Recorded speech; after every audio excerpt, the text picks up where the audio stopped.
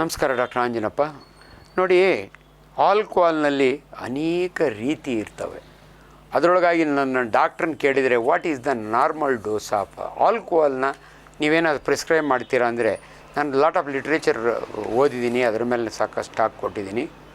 ಒಬ್ಬ ಗಂಡಸಿಗೆ 2 ಯೂನಿಟ್ಟು ಅಂದರೆ 60-60, ಒಂದು ಹೆಣ್ಮಗಳಿಗೆ 1 ಯೂನಿಟ್ ಆಲ್ಕೋಹಾಲ್ ಈಸ್ ಪರ್ಮಿಟೆಡ್, ತೊಗೋಬಹುದು.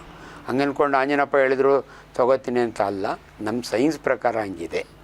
ಬಟ್ ಕೆಲವರು ತುಂಬ ಕುಡಿತಾರೆ, 6 ಪೆಗ್ಗು 7 ಪೆಗ್ಗು ಹಂಗೆ ಕುಡ್ದಾಗೆ ಪರ್ಟಿಕ್ಯುಲರ್ಲಿ ಕೆಲವು if it is not a highly filtered good whisky ಅಂಥವಿಲ್ಲ ಅಂದರೆ ರಮ್ಮು ಅಥವಾ ಸಮ್ ಆಲ್ಕೋಹಾಲ್ ತೊಗೊಂಡ್ರೆ ನೆಕ್ಸ್ಟ್ ಡೇ ಮಾರ್ನಿಂಗು ತುಂಬ ತಲೆನೋವು ಬರುತ್ತೆ, ವರ್ಕ್ ಮಾಡೋಕ್ಕಾಗಲ್ಲ.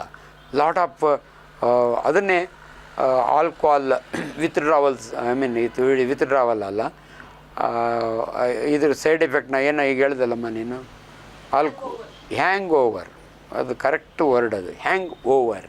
ಎಷ್ಟೋ ನಾವು ಫ್ಲೈಟ್ನಾಗ ಬಂದಾಗ ನೆಕ್ಸ್ಟ್ ಡೇ ಒಂಥರ ಅದೊಂಥರ ಹ್ಯಾಂಗ್ ಓವರ್ ಇರ್ತದೆ, ಅದಕ್ಕೆ ಬೇರೆ ಟರ್ಮಿನಾಲಜಿ ಇದೆ.